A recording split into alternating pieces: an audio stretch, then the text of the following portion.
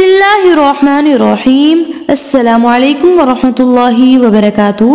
उम्मीद करती हूँ कि आप सब अल्लाह रब्बुल इज़्ज़त के फज़ल करम से खैरियत से होंगे। मैं हूँ आयशा बिनते अब्दुल्ला और आप देख रहे हैं आयशा बिनते अब्दुल्ला इस्लामिक चैनल। मेरी रिक्वेस्ट है वीडियो को एंड तक ज़रूर देखिएगा।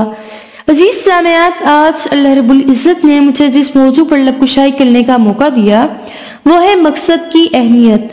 दुआ है कि अल्लाह पाक हक और सच बयान करने की तौफीक अता फरमाए और गलतियों से दरगुजर फरमाए। मौजू का आगाज करते हैं। अजीज सामयान, दुनिया में आज तक किसी ऐसे इंसान ने कामयाबी हासिल नहीं की जिसका जिंदगी में कोई मकसद ना था। आइंदा भी कोई शख्स उस वक्त तक कामयाब नहीं हो सकता जब तक वो अपने मकसद का तायुन ना करे। आपकी सलाहियतें, वक्त, जहानत, मेहनत, कोशिश, जुनून और जज्बा और कुर्बानी किसी काम की नहीं अगर ये किसी खास मकसद के ज़ेरे ताबे नहीं। ये दुनिया तालीम याफ्ता, ज़हीन और मेहनती लोगों से भरी पड़ी है, लेकिन वो नाकाम है क्योंकि उनकी जिंदगी का मकसद वाज़ेह नहीं है। एक आदमी सफर कर रहा था। वो एक चौराहे पर पहुंचा। उसने वहां से गुजरते हुए एक बूढ़े राहगीर से पूछा, ये सामने वाली सड़क कहाँ जा रही है? बूढ़े ने पूछा, तुम्हें कहाँ जाना है? वो आदमी बोला, मैं सिर्फ चलना चाहता हूँ, असल में मुझे कहीं नहीं जाना। उस पर बूढ़ा बोला, जब तुम्हें पता ही नहीं कि तुम्हें किधर जाना है तो फिर तुम कोई भी रास्ता अपना लो। अगर फुटबॉल ग्राउंड में गोल पोस्ट मौजूद नहीं तो पूरे दिन के मैच के बाद भी कोई नतीजा नहीं निकलेगा और कोई भी टीम गोल नहीं कर सकेगी क्योंकि गोल करने वाले पोस्ट का तायुन ही नहीं किया गया। आप कभी भी ऐसी बस में सवार होना पसंद नहीं करेंगे जिसके मुतालिक ये पता ना हो कि वो कहाँ जा रही है।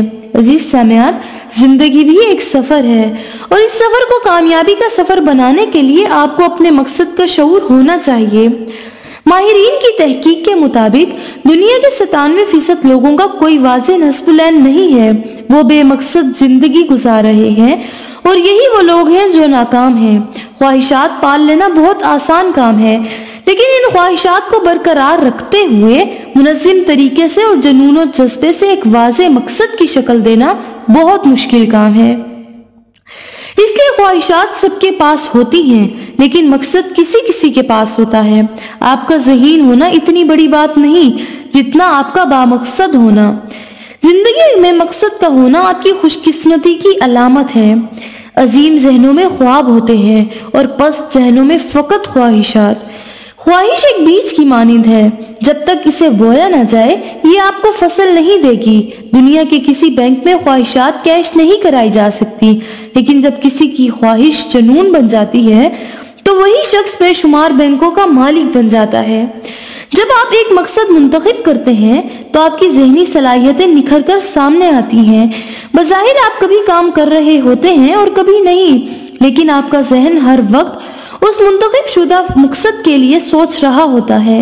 मकसद के इंतखाबात के बाद लातादाद मौके आपके दरवाजे पर दस्तक देते हैं और हालात भी खुद ब खुद आपकी कामयाबी के लिए मुवाफिक हो जाते हैं। ज़हन की तमाम सलाहियतें और तवानाइयां भी जब किसी एक मकसद के ज़ेरे ताबे होकर इर्तिकास की कुव्वत हासिल करती हैं तो आपको कामयाब बना देती हैं।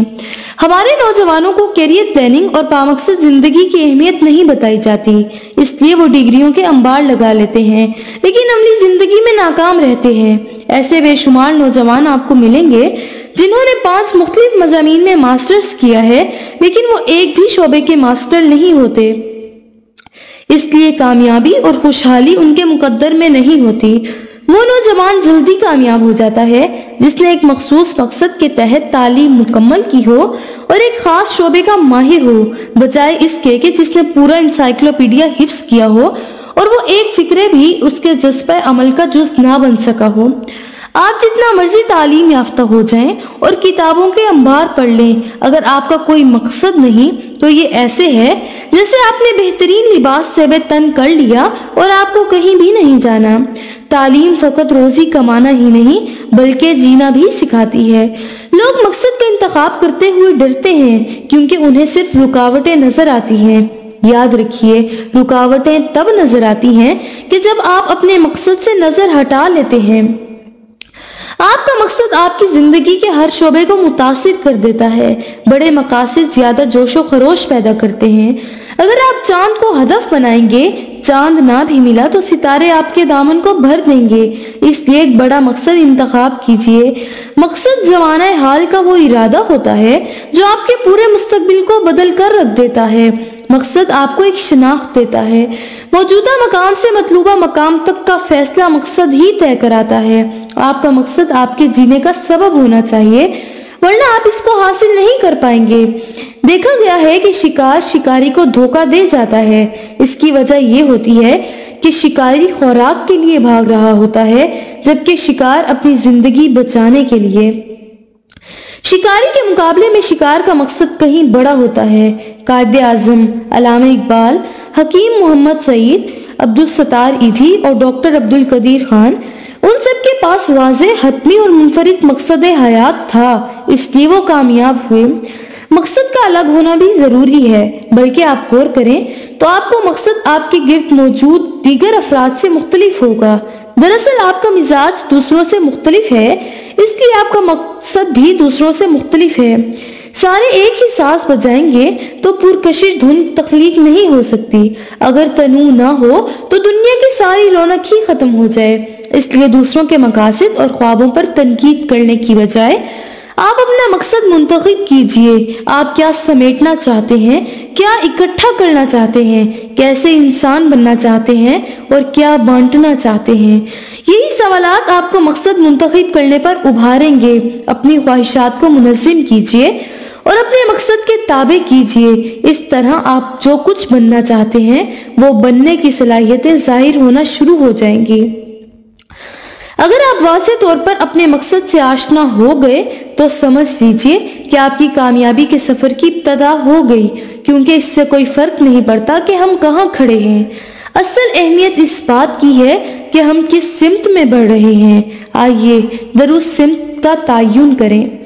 دعا ہے کہ اللہ پاک دین اسلام کی سمجھ عطا فرمائے اور اس کے مطابق زندگی گزارنے والا بنا دے۔ ویڈیو اچھی لگی ہو تو دعاؤں میں ضرور یاد رکھیے گا۔ لائک، شیئر اینڈ سبسکرائب کرنا مت بھولیے گا اور بیل آئیکن کو ضرور پریس کر دیجیے گا۔ السلام علیکم ورحمۃ اللہ وبرکاتہ۔